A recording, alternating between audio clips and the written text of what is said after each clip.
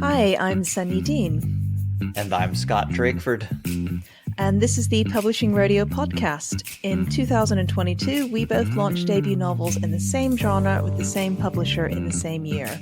But despite having very similar starts, our books and subsequently each of our careers went in very different directions. That pattern repeats itself throughout the industry over and over. Why do some books succeed while others seem to be dead on arrival? In this podcast, we aim to answer these questions and many more, along with how to build and maintain an author career. Everyone signing a contract deserves to know what they're really signing up for. In an industry that loves its secrets, we'll be sharing real details from real people. We'll cover the gamut of life as a Big Five published author, from agents to publishing contracts, finances, and more. Welcome to the Publishing Rodeo, the best, worst podcast in the world. We have with us Wesley Chu, author of, those are some very impressive stretches, Wes. Let's roll this party.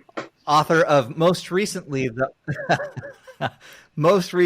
Art of Prophecy. And Wes, I'll hand it to you to give your own intro and maybe give us an overview of your publishing journey. And then we've got some specific questions because we've done at least a little bit of homework, and we have some viewer questions, I guess listener questions, because we don't do YouTube, that have been submitted ahead of time. So yeah, give us the condensed version of who you are and what you've done. Hey guys, thanks for having me. My name is Wesley Chu. I am the author of, I think I'm at 13 books now. So I debuted in 2013 with The Lives of Tao, with a small press called Angry Robot Books. And since then, I have written for Tor, I've written for Saga, and I'm now currently with Del Rey Books. So I've had the full spectrum of, and I do have a little bit of self-pub stuff. So I've kind of done a little bit of everything. And I've seen I think I've signed about 6 or 7 contracts now since I've started out. So. Sorry. And they started in 4 figures, and the most recent one is in the 6-figure range. I remember when your book came, well, I remember seeing it actually because I submitted to an Angry Robot one in like 2016, one of their open windows, and I think one of their kind of poster child, you know, is like, oh, here's someone we picked from the slush, Lives of Tao, Wesley Chu. So I will say this: The Lives of Tao was honestly, Angry Robot was a great place to start, and as a small press. You know, it was a small press, so the advances weren't big, their budget was limited, but they were punching above their weight. They had great distribution, and honestly, it was a great place to start when you're a debut author. Obviously, you don't get the big, the big contract. I think The Lives of Tao advanced about $4,000, and even worse, the royalty rate was about 5%. So, but saying that, it came out mass market, which means it came out at a lower price point for physical, and the book earned out in about a week. Holy shit, dude! Well done. And since then, I think it's sold probably upwards closer to 6 figures. 6 figures of 100,000 copies now. I actually don't know. I stopped keeping track after a few years, but it was climbing towards that number. So, that's really, really decent. Yeah, I mean, so being that it was a slush pile book, a small upfront contract, and a small publisher. Is there anything that you noticed specifically besides the good distribution and the good price point for a debut author in physical? Is there anything that really worked, or was it just, happenstance that you found the right crowd of people who really connected with your books, or what happened there? Look, man, I'll be honest. I had my 10-year anniversary earlier this year, and I still don't know what sells books. I'm like, you want me to be honest? Like, I don't know why that book kind of blew up. I actually didn't think it would blow up at the time. And one of the first lessons I learned in publishing was when I first got the cover for The Lives of Tao. It was this really bright yellow book with like black silhouettes, and I absolutely hated it. Your debut author. I wanted art. I wanted all those beautiful pictures that I saw on the cover. So I just hated it. And then it's what worked. I mean, it goes to show I am not a subject matter expert on like, Yeah. marketing and cover design. So it was one of my first lessons was like there are a lot of things that go into the production of a book that I just wasn't aware of. And ego and what personal dreams aside, what they did was brilliant and much better for the book than I could have ever come up with. So that might have been one of the factors. Is it was a very original cover that just kind of popped out on the bookshelf in a sea of like pretty pictures. So this is something we ask a lot of people. What did you know about the industry when you went in? Because you came in from banking, I think, which is a very business oriented career, and then here's publishing. So that's the funny thing is I was kind of a dummy back then, and I didn't do any research. Like for some reason, I came from an IT background, but for some reason, I never bothered to look online for like resources. I eventually stumbled upon Absolute Right subforum.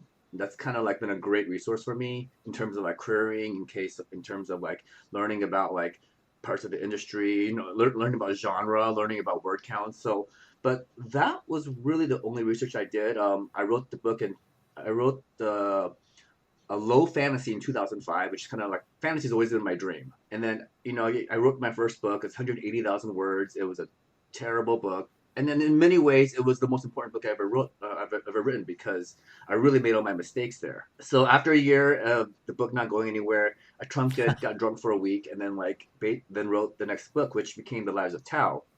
And that was in 2007. Then I took a 2-year hiatus after I wrote the book because I was raiding World of Warcraft, as you do. I was a raid leader in the #1 guild on my server. We were big time back then.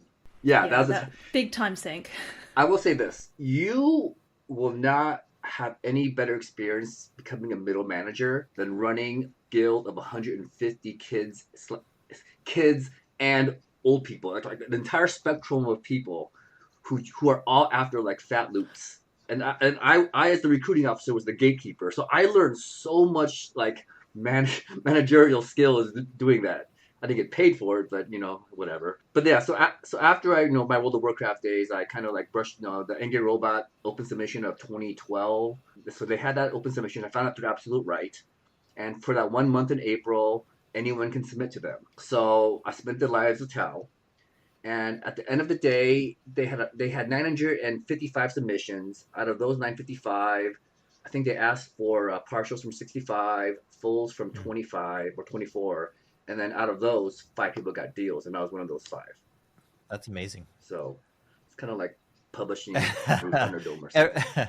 At risk of soliciting comments that are not quite kind, how did the other 4 do from that batch of 5? I heard from someone else many, many years later, and I'm not sure if it's true, but it came from an ex-employee of Angry Robot, that throughout their entire run, up to like 2017 or 2018, only 2 of their books were profitable, and I was one of the 2. It's the other one, Jeanette Ng's books. I'm not sure. I'm not sure that number was accurate because I know. Actually, I don't think it was. I think it might have been Ramez Nam, and there were a few others, but I'm not sure how accurate that number is. But it's basically one of those. That's how publishing is. There's tent poles, and then there's a lot of gambles, and most of the gambles don't pay out. Yeah, so moving on from Angry Robot, how then did you get an agent after that point, and how did you branch out from there? When Angry Robot first offered me the contract, the first thing I did was I went to my top few agents with the contract in hand, and then that's how I got my current agent, Russ Galen. And so I mean, even then, even with like me saying, "Let me give you money," he gave me like a little interview. Like talked to me for like 2 hours because a good agent wants to kind of like walk that journey with you. It's a long-term relationship. So if they just want to negotiate that first contract for you, that's not what an agent should be doing. And I've been with Russ for 10 years now, and so it's been a really good relationship. That's probably one of the better ways to get an agent. Obviously slush pile is hard, but if you have a contract in hand, you automatically get bumped up to their reading pile. Russ has Diana Galbadon and the Crawdads book, so I'm more like a hobby for him. Oh, he's got Crawdads. Holy shit. Sorry. He's got Crawdads, man. He's got Crawdads money. God. Yeah, I was going to say, those of us who sign small deals are probably a lot more work for our agents than we're worth. I'm very conscious of that when I'm. Yeah, absolutely. So you're keeping them on their toes. Go on. So yeah. No, I'm in a rare fit of positivity for me on this show. I am a huge fan of my agent, Matt Bialer. Couldn't be happier with him. Just an amazing person. If you're listening, Matt, there's your shout out. Yeah. Yeah. We'll see if he gets through to episode whatever this is. It looks like, just going through your list of books, not only are you incredibly prolific, which I want to talk about in a minute, but it looks like your book with Tor, so Time Salvager, came out just 6 months after the third Tao book came out from Angry Robot. So Sunyi and I obviously were in a little bit different situation. She's in a very good situation. I'm in a tenuous situation. But we're both in our first contracts, almost to the point where we're looking to strategize on our next. How did you go from that first to that second? What was your strategy? How did you end up with Tor instead of Angry Robot? Can you walk us through that? So the thing about Angry Robot is, my initial contract was for a 2-book deal. And by the time the first book came out, the second book was already in the can. And because they're small press have the ability to be a bit more nimble. So they basically pushed out book 2 towards the end of that year. And around early 2014, it was January 2014, I had just gotten laid off by my company, by Bank of America.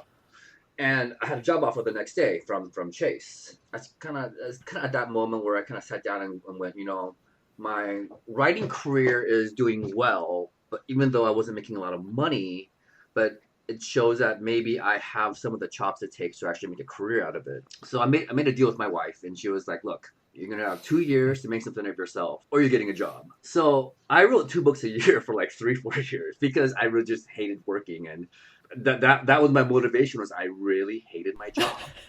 Sorry. What exactly did you do, just out of curiosity? Because I really hated my job as well. So I was a computer science major. I was an internet architect in large financial institutions. And I was just working. I mean, the kind of technology I worked at was good for like insurance, financial institutions, banks.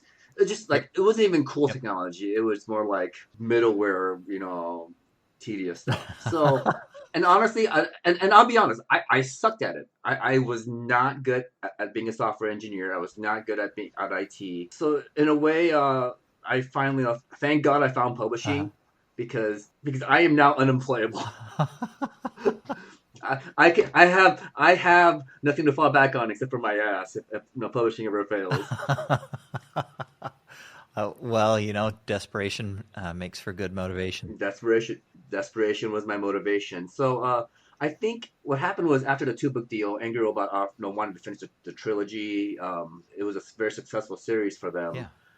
So we negotiated getting my foreign rights back from them as part of the 3rd book. And I immediately was looking to move to a Big 5 publisher. One of my strategies early on, and which was very effective for me, was I went to a dozen conventions in 2012 before I was even published. I went to even more in 2013. And I just kind of because I was new to the industry, I just came in hard at every single literary convention out there, Worldcon, World Fantasy. I was at ReaderCon. I just hit them all, and because I came from a day job background, I had the resources to just go to every single convention, pay my own dime through that. And it really helped. Networking is always a very intangible thing when it comes to publishing. You just don't know what you're going to get out of it. You don't know if it's worth all that, what you're putting into it. And I have a very direct correlation between that moment in 2012, 2013 when I was networking and actually getting something out of it. In 2013, World Fantasy was in Brighton, and I actually flew to the UK on my own dime just to go to World Fantasy because, why not? And I became friends with Holly Black. Oh, wow. So, I mean, we just we hit it off, got drunk, yada, yada, yada. And then a few years later, when Simon Schuster wanted to write the Magnus Spain Eldest Curses books, they're looking for a co-writer with Cassie. But if anybody knows Cassie has this sisterhood of the traveling pants kind of like close-knit circle of friends that she works with, but never of anybody else. So the Magnus Bane, Magnus Bane is a 400-year-old, half Asian warlock. So they're kind of looking for someone who kind of like fit that role, who has a good write with a sense of humor, who can, just kind of like check off all those boxes. And when my name came up on the short list, Cassie didn't know who I was. So she was like, I don't know this guy. I don't know if I'm going to work with him. And Holly went to bat for me. She's like, I know Wes. He can totally do this. And that's how I got that job. Right there is like my story about, networking can be very beneficial. What I take from this is I need to have an excuse now to get drunk with authors. Yes. Which is actually not that hard to do. No. We're all looking for that. Yeah, we're all on the booze. Most of us. That's funny that you mention it, because I was actually at that very same convention. I did the exact same thing you did, and that's how I met and later signed with my agent. So lots of things happening at fantastic. World Fantasy in Brighton. So I'm missing out. Anyway, go on. Well, that was a fun convention, I have to say. Yeah, it was. I liked it a lot. So how much do you want to say about co-writing? I believe you were calling her Cassie, but Cassandra Clare. It sounds like it was quite the process to get that job. Do you treat it as a job? Did it feel like a job? And how different was it than, you're writing your own stuff? So, there's a separate discussion we can have about tie-in. Co-writing with Cassie was extremely educational. Obviously, she's one of the big authors out there, one of the biggest authors out there. When it comes to her fan base and her world, she is the queen of her world. So I had a really, really rough entry into her fan base because they're extremely passionate. Yeah.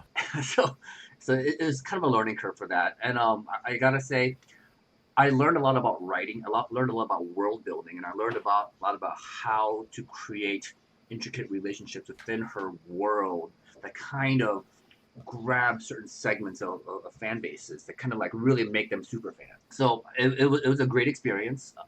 One thing I was not really skilled at back then was writing romance or writing sex scene. And so the Eldest Curses is, follows Magnus Bane and this Nephilim named Alec, who's 19 years old. So there's definitely some factors in there that you kind of have to be a little bit careful of as a paranormal gay romance. I'm a guy who never wrote romance before, so what happened was Diana Galbadon took me under her wing, and she kind of like sent me an email like, okay, Wes, here's some advice, here's some tips, let me send you my not yet published how to write romance book, how to write sex scene book. And so she sent me all that information, and it was like a fire hose of just like, things to read, things to research. And at the very end, she was like, Wes, have you ever seen yaoi? And I was like, no, what is that? And she goes, why don't you go look it up and watch it? It's Japanese anime, as a Japanese erotic anime, gay anime meant for straight women. It's very specific. So I did look it up, and I'm at home. I have a like an 80-inch TV at the time, and I'm watching it on YouTube, and I'm like half covering my eyes the first time around, My wife comes home, and she's like, "What the fuck are you doing?" And I was like, I don't know what's happening with my writing career anymore. But it was extremely educational. I learned to write like really good sex scenes. Just kind of like learning, not about like, the actual sex, but about the power dynamics, about how communication works, about subtle movements. And it was really great. And like I came out of the Eldest Curses books being pretty good at writing sex scenes. And the next project I had after that was The Walking Dead. So Robert Kirkman asked me to write The Walking Dead set in Asia. So I wrote The Walking Dead Typhoon, and in that book, I put in a 6-page sex scene. Not with the zombies, I hope. What? No, not with zombies. It was the survivors of the apocalypse. And at one point, the editor was like, Wes, I just read your draft. You have a 6-page sex scene in here. It's really good, but this is The Walking Dead.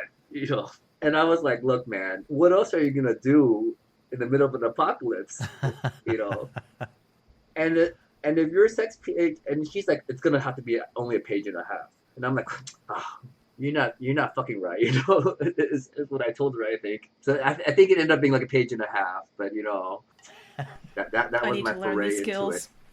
And I mean, I got it was a great experience. Yeah, I really enjoyed. I mean, I don't usually look for tie-in work. You know, tie-in work has its own limitations in terms of like who owns the rights.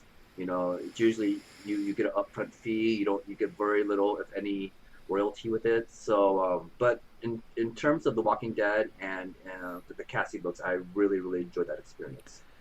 Is that Okay? I'm going to ask something. Sorry, just No, off go the ahead. cuff that everyone always wonders. Do you not worry about like family and friends are reading it? Because even the kind of spicy people in our Discord are like, oh no, my don't let my family read my super sexy romantasy novels. Here's the thing about my family is they're very supportive. Okay. And they always buy like mini copies of each of my books, but I don't think they read any of my books.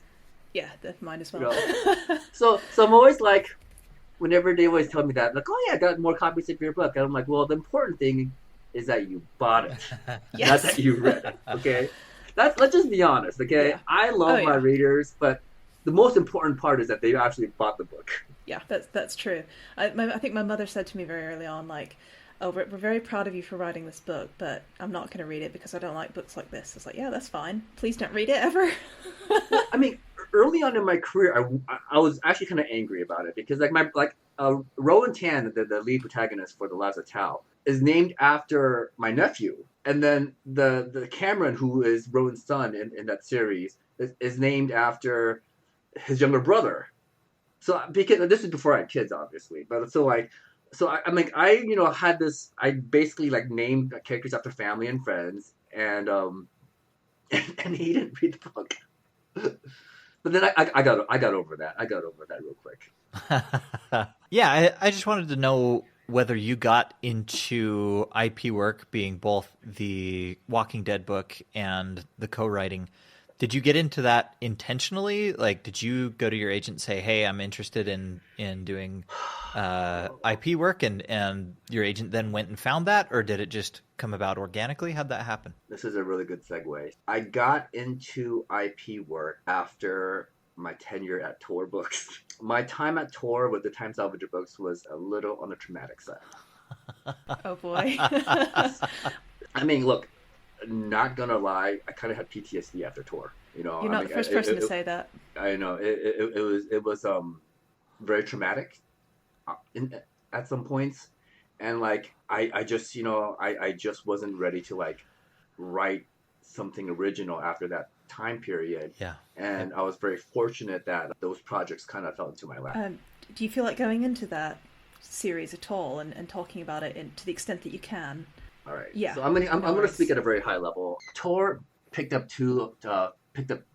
me up for 2 books, the Time Salvager books. Time Salvager had a lot of hype, leading up to its publication. Michael Bay had just optioned it, and what? At that time, back in 2014, Transformers was huge, and there was a lot of it had a lot of good things going for it at the time, and I remember leading up to a San Diego Comic-Con. I was on like several big panels with some big authors. It was like it felt like a coming out moment for me at the time. And then at some point, another author who was coming to San Diego Comic-Con didn't like the panels they were on. So one of the senior publicists, basically swapped me out and put me in a diversity panel instead. Oh.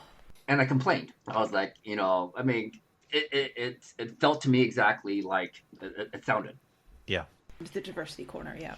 I will say this. I didn't handle it well, but also the publicist who kind of did that blacklisted me, okay, within Tor. And this wasn't just like, oh, and we're not going to send you out. They were like, we're going to basically zero out your publicity budget. Like, and it felt like we're going to take your book. Wow, okay.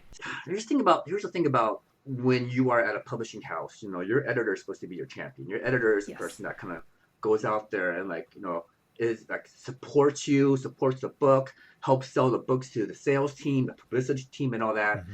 And I just didn't feel like I had that support. And my editor was like, you should apologize to the publicist, which was correct because, like I said, there were some things I didn't react well to when it happened.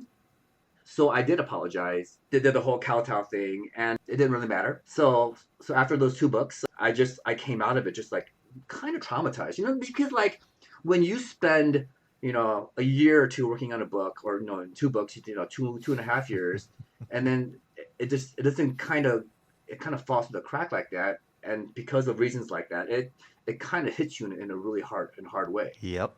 So I came out of my tour publishing experience just really, really just kind of like demoralized. Wasn't sure if I wanted to do publishing anymore, and it was just, it sucked. Yep. That was my tour experience. So yeah, that we talked about this a little bit before we went on air, but yeah, that's basically why this podcast exists, right? A lot of obviously I didn't have, I wasn't shoved to a diversity panel because, well, for many reasons. Being shoved into a diversity panel just feels like there's no winning out of this. Like, I don't want to get shoved into a diversity panel. You don't want to get shoved in a diversity panel. It's like, no, that's pretty shitty. Who wants to be put in a diversity panel? Yeah. Yep.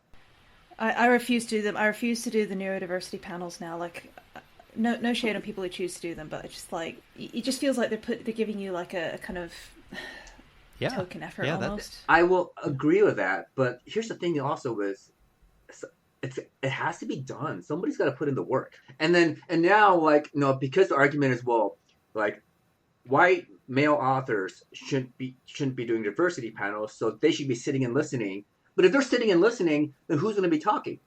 So if no one does them, then there's not going to be any diversity panels, and then those issues won't get raised. But if you do get put on them, then like you're like, I'm getting pigeonholed. It's a balance. Like, I did do them when I was a little even newer than I am now, but I think my issues, I didn't want to be stuck doing nothing else.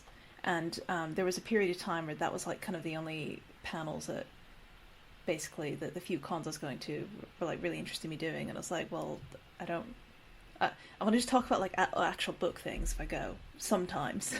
Right. It's a balance. Anyway, go on. It is sorry. a balance. Yeah. So I'm just curious, Wes, you were talking about the publicist essentially saying that they were going to tank your book and zero the resources. Did they actually say that, or is that just the message you got via the actions they took or did not take on your behalf? I will say this. Tor is a sieve when it comes to gossip. It was told to me through somebody who worked there that this is what's happening. Yeah, and I mean, this was also 8 years ago, so it's honestly ancient history. I think that was a previous regime. I think David Pillai's been doing an amazing job at Tor these days, and they're putting out really great books. Yeah. So when we took out The Art of Prophecy, I spoke with them for extensively, not only about the book but also about my previous experience. So yeah. I don't know what your experience has been more recently, Scott, but I feel like they've been doing a lot of good work. Yeah, I would agree with that. My understanding is that, they had a big overhaul and they changed it to be more of a kind of functioning company and a bit less of like a kingdom or something. I don't know. I don't work there, so I can't comment on that. I do think that Cameron's comment about it being a bit like a fiefdom, or that different editors can still be a different experience, and where you are with that particular editor and how much they like your book, it can matter. But obviously, as I've said many times in this cast, I get on really well with my editors, so I never have complaints, and I love the team that I meet. Yeah, and I mean, for anybody considering Tor, like, the publicist and the editor are no longer there. They've moved on. So yeah, like I said, ancient history. Yeah, I should say this. We've talked about it at length on other episodes, but I think in my case, it was a whole bunch of different factors that came together to not work so well in my favor, especially having been on a small deal, a delayed small deal, etc. And I think the message is this happens at a lot of different publishers, and it really does depend on your relationship with your editor and your publisher. It's not, we tend to talk a lot about one publisher simply because Sonia and I are both with that publisher, and we keep finding other connections to that publisher, like you, and so we talk a lot about it. But yeah, I think this is an industry-wide phenomenon that you really have to pay attention to. I mean, the truth is, like, publishing is an industry powered by passion. Yeah.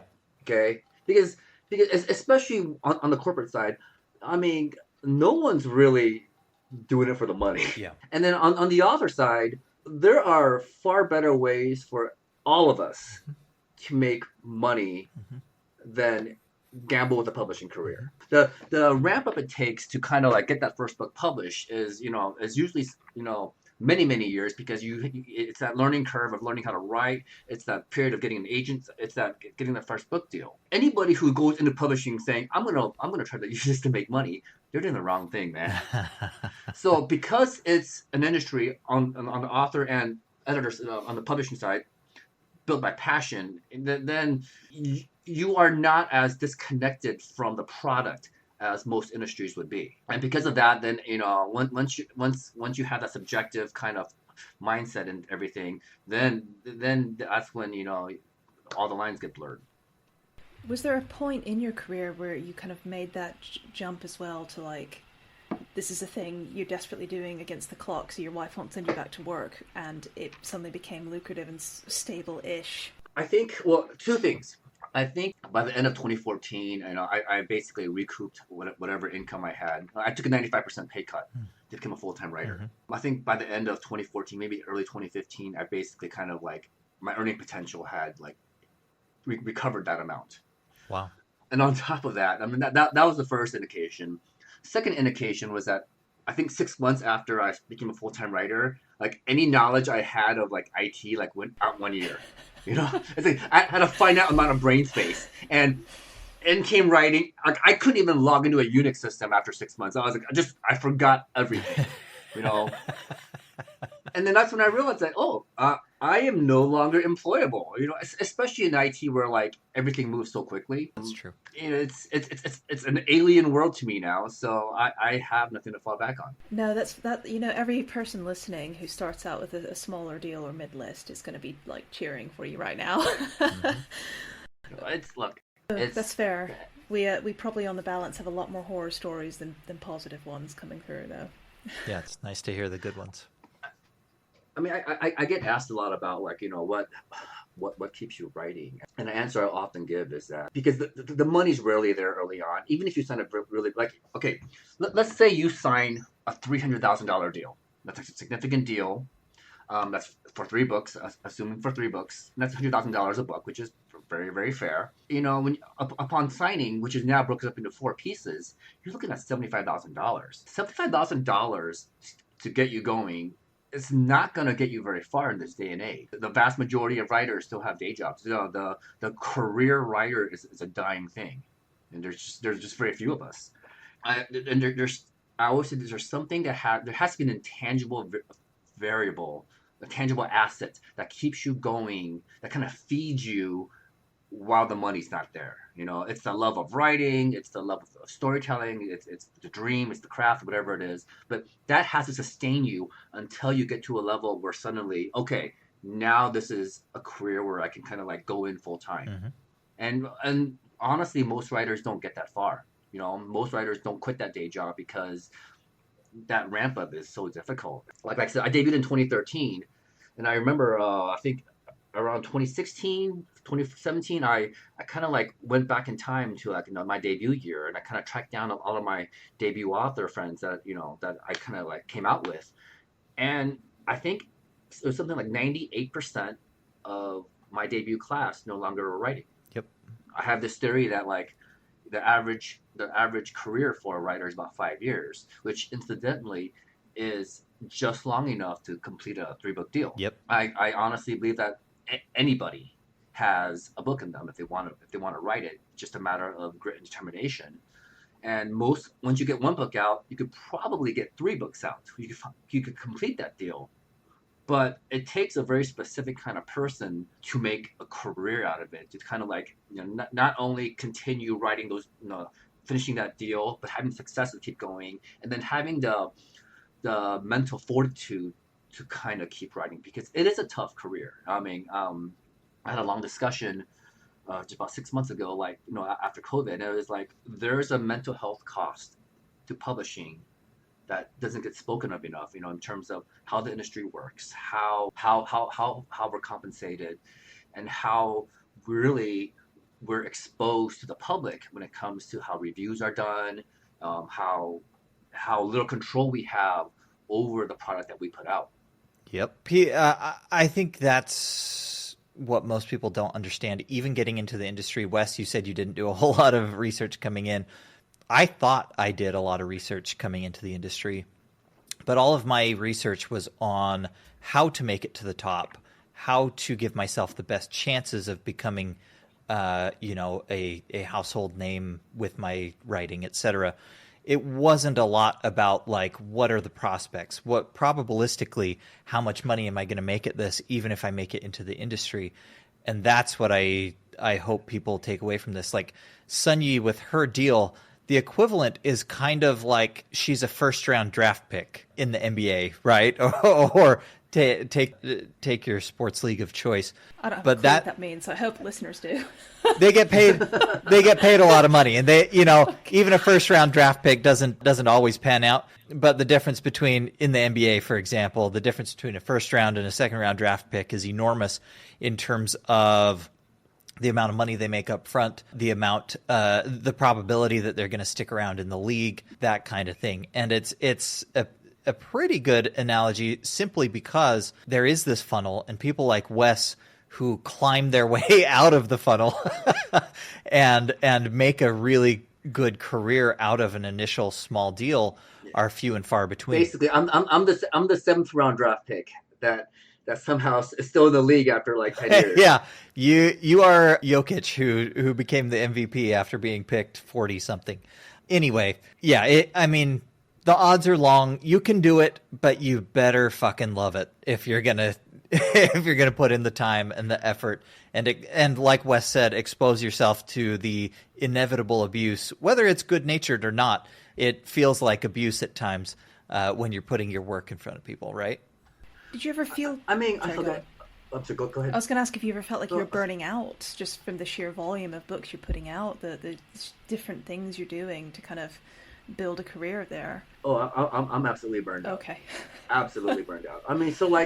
So after the Walking Dead book, I think so I had an idea for Art of Prophecy like a long time ago, but I just didn't have I wasn't ready to write it. I was also writing science fiction at the time, so switching genres is a bigger deal than, especially in traditional publishing, than you think. And I didn't think it was that big of a deal at the time. It's speculative fiction, but I'm learning now that there are a lot of science fiction fans who don't read fantasy and vice versa. And so when I wrote the Art of Prophecy, there were a surprising number of people who were like, I have no idea who this guy is. I've never heard of him.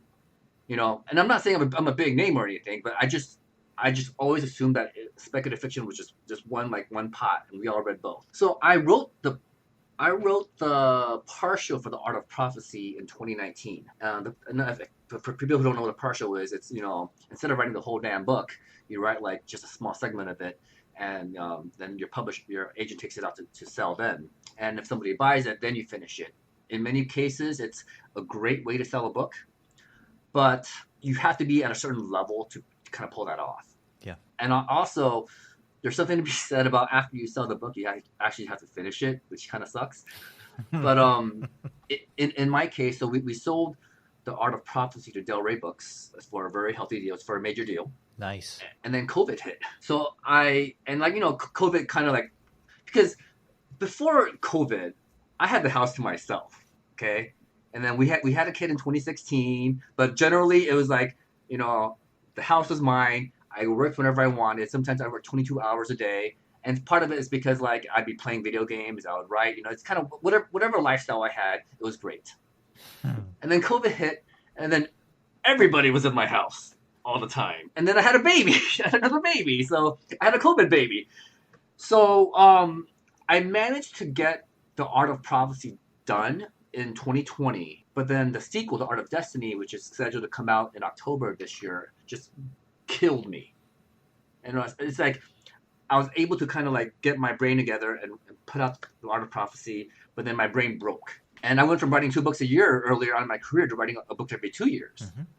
And not only did Art of Destiny kind of break my brain, I remember at one point, this is like my version of like the fourth level of hell, is that I spent, I think, 6 months rewriting the first 20,000 words of that book over and over again.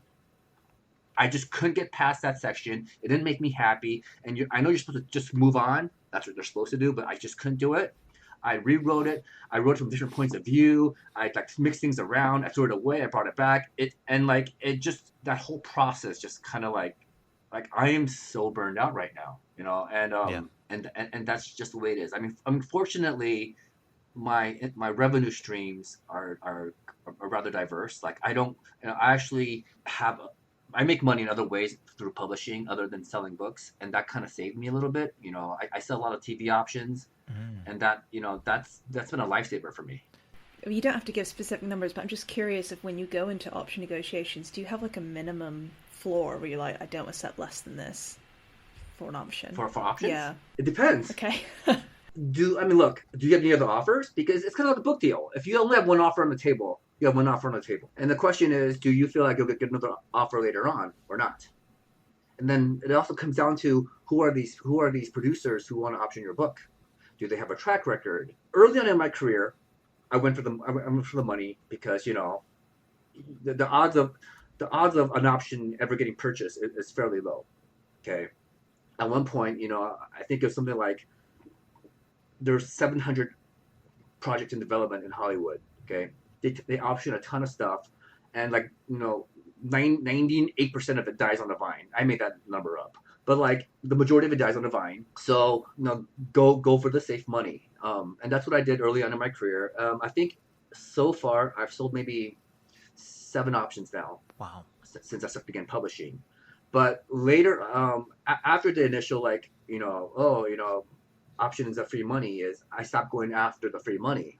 And like, I went after, my calculus became, what gives this project the best possible chance of success? So like for one of my projects, you know, the guy who made The Matrix wanted to make a movie out of it. And that was really cool. I love The Matrix. Matrix was very formative in my life. But then I did the math and I was like, well, okay, what in this television environment, you know, TV film environment, what gives this project the best possible chance of actually getting greenlit, of actually getting made? So I actually took a lot less money to go on the TV route with a producer who was making great things, like who had a great track record, had a couple shows already in production right now, had some of my favorite shows in production at the time. So I knew he knew the voice. I knew he had, you know, he had a track record of getting things done. So I just took less money because I wanted it to get made. And I think that's kind of my calculus now is, you know, options is a big portion of my revenue stream, but more importantly, I really want to have the right team assembled to back it up. Do you think it's very crucial for authors to get out a lot of backlists? I mean, I know indies are always trying to get loads and loads of backlists, but I'm guessing having a lot of books out is just basically the more you have, the better, I suppose, in some ways. I'll be honest, I don't love that business model of publishing as many. Me neither. You know, as getting out as many books as possible. Look, it is what it is. You know, when you're self-pubbing, when you're in the indie market, that has proven to be a very successful strategy of just pushing out as many books as possible, and that's fair. That's you know, everybody in publishing does what they have to do to survive or to, you know, to make a living out of it. It's just not for me. I'm not a fast writer. I like to kind of have my stories marinate and kind of like get a little deeper and really like think things through and kind of and sometimes you don't have that luxury when you're writing quickly, you know. And most of the time, the people you hear about who write a book a month, that's mostly in the romance sector. And there are advantages to writing in that sector that allows them to do that. You know, not saying they're good or bad authors. It's just a different style of storytelling. So that is how that sector works. Traditional publishing can't do that because even if you could write that fast, your publisher isn't going to be pushing out more than a book a year for the most part, maybe 2 tops. And then and they don't like it when you push out too many books unless you go to several publishers, and you have other problems when you do that. So that's just it's a different business model. For what it's And honestly, with the advent of AI these days, yeah. look, I can absolutely see self-publishing going from like a book a month model to like a book a week. Yep. And there's only so much pressure for them to publish quickly that it's going to be irresistible at some point for someone to figure out, okay, I figured out how to like push out, use Midjourney, use ChatGTP or whatever, and just start just pumping out books because it's a volumes game sometimes for them. Yep. I think it might already be happening. There were some editors in a group I'm in who were basically getting requests through like Fiverr or Upwork, places like that, for people who've written AI novels. So it's like, they're generating with AI, sending them to editors, wanting the editor to make it sound human, and they can throw it on Amazon. Great times we live in. We're stewed, my friends. Go with your question, Scott. Yeah, so going back to the TV options, since you mentioned that they are a large portion of your revenue, and because it seems like you've been quite successful in signing them and getting TV options for your work, did those happen organically with inbound interest just because your books did well? Or is there something you or your agent have done to solicit those or make those happen? So I have a manager, so in the film and TV side, you'll usually have an agent. Your literary agent will probably usually have a relationship with like one of the larger agencies like APA or CAA. Okay. And then when a book comes out, they usually do a submission. And one thing that I learned is that they don't really care how well your book is doing unless your book is doing really, really, really well. Yeah. Then that gets on their radar. But generally, the book industry is so much smaller than the film industry that when if you move a fair amount of books, they're like, yeah, that's nice. Let's see if we can make a story out of it. And it comes down to matchmaking, how if that agent or manager can find a producer who will identify with that story. And that's kind of been my secret sauce, is that when you go with a large agency, they often just kind of they look at the book and they make out a huge submission list and they blast it out. And if anybody comes back, then they're like, okay, great, let's make a deal. More recently these days is my manager curates who I speak with to the interested parties, and we kind of have these long meetings and conversations about what their vision of the book, where I am with the book, and like how. And also, really, if you get along with these people, the best relationships I have with my options is like I get along with the producer, I get along with the showrunner, and we shoot the shit and we talk about like there's been times when like the showrunner would be like they want to do this and I'm really pissed about this. What do you think, Wes? And then I'd be like, well, let's look at the variables and let's look at the consequences of the variables. And if they want to make a decision, how does that affect the deal? How does that affect the story? And how does that affect the probability of this getting made? I mean, it becomes like, and here's the thing about options is, yes, you are the source. You are the source of the story. But once you option it out to somebody else, to a studio or a production company, it is no longer solely your story. Adaptations are compromises. It's shared storytelling. I'm a huge Wheel of Time fan, and I'm enjoying the new season of Wheel of Time. And there's a lot of fans who are complaining that this is so not like story, and they're right. It is not like Robert Jordan's 12 books, or I'm sorry, 13 books. I don't know. I stopped at number 11 or something. I think he died around 11 or 12, and there's 15 or something like that. Yeah. I think there's 13. I think Brandon finished the last 2 or 3. Yeah, but I also recognize that there's no way you can tell that story as a TV show or as a movie. The proper length for a movie, for a 90-minute movie, is a novella. So if you're doing a couple seasons of television, especially the Wheel of Time, it's just so big and expansive, you got to cut things out. Yeah. So I'm very forgiving of like adaptations because that's just the reality of the medium. It's a completely different medium, and completely different factors that are associated with that medium. In terms of like, for example, like we as authors can write whatever we want in our books. Okay. But when you're a screenwriter, a very important variable is like, can you write a scene where 2 people are sitting at a table and having a discussion that moves the plot along? And you need those kind of scenes because they're cheap to make. Suddenly budget is a variable. Suddenly, so there's so many other factors involved that as a novelist we don't ever have to worry about. So when somebody else comes in and they want to adapt something, you got to understand that they're considering variables that we don't even know exist. You've got a lot more option experience than either of us. Yeah, did I understand correctly that you got connected with your manager through your literary agent then? And that submitting... That's correct. Yeah, and so submitting your book and the rights to your book to a whole bunch of different players in the screenwriting space was part of your process from book one, from series one? Not from series one. I think my first option was Time Salvager. Yeah, so a friend of the show / a friend of yours, I think, noticed that you've got some significant marketing stuff going on for your current series in between books 1 and 2, which seems somewhat out of the ordinary, being that most publishers, right, put most of their money and effort up front with book 1. Is there a particular reason for that? You said you signed a major deal, so that might be, the only explanation we need. But did you insist on that? How did you make that happen? And or have you seen good results from marketing during a series release versus just with the first book?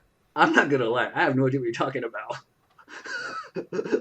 They just sent us something from Instagram, I think, of a blog tour you're doing for your book 2 in the War Arts saga. Basically, marketing for book 2 is nearly non-existent. That's the received wisdom that we are told constantly. If you're writing series, it's one reason why people dread them. I mean, right. I don't disagree with that. Like I said, I'm not sure what marketing you're referring to. So, look, I will say this. I think Del Rey has done an amazing job in terms of thinking outside the box, of being proactive, of being just, really, really enthusiastic about, about all aspects of production for the book. It's been a great experience with Del Rey. Art of Prophecy has kind of like, the editing was great. I really pushed for my artist. I pushed for my map maker.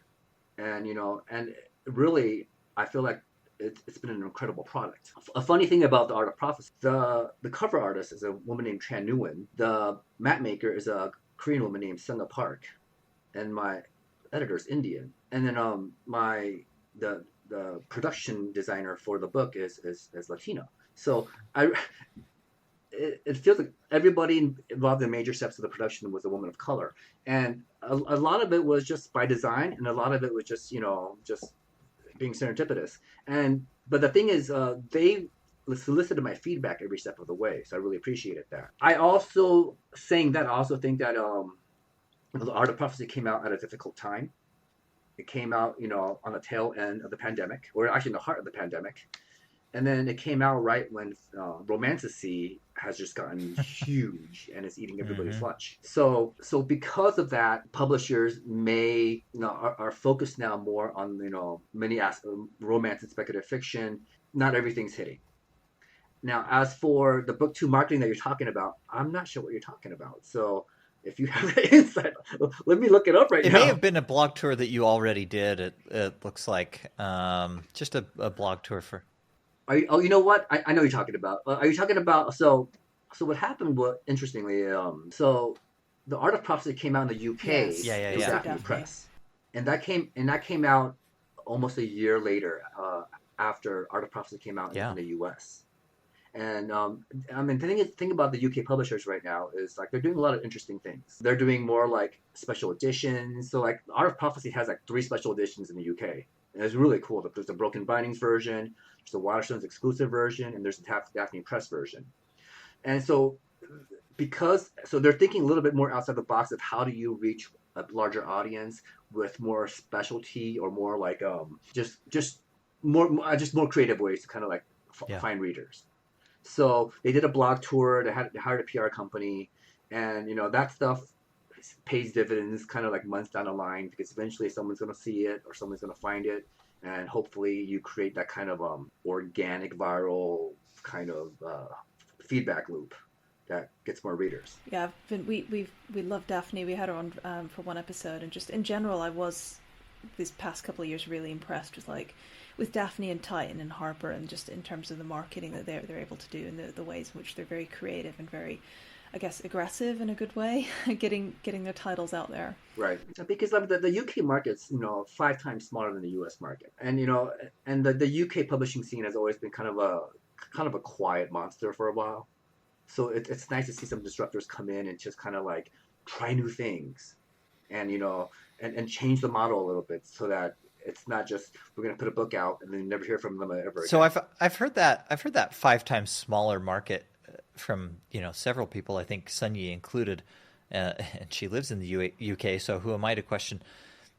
Is that statistic referring to just the population in general and the theoretical reading target market, or is that specific to sci-fi and fantasy? Because I feel like just anecdotally, based on who I see online and things, feels like the sci-fi and fantasy community in the UK is really strong, and they're almost trendsetters in some instances for that market in the US. It is based on population. We do have a strong community, and I will say, I don't know what it's at now, but like during COVID, the sci-fi and fantasy market in the UK grew by 22%, I think. It was in The Guardian, which is... Oh, wow, 22%? Fucking insane. Wow. And then it stayed strong. At least that's what they told us at the Harper summer party. They had a lot of growth during 2020 and 2021, especially in sci-fi and fantasy, and then it's kind of kept, it's not rocketing up anymore, but it's still strong, it's still steady. Yeah, I mean the 5 times smaller market is it's just a number that gets tossed out. I don't actually have any set metrics for that, and I think the U.S. is actually more than 5 times bigger than the U.K. But I also do think that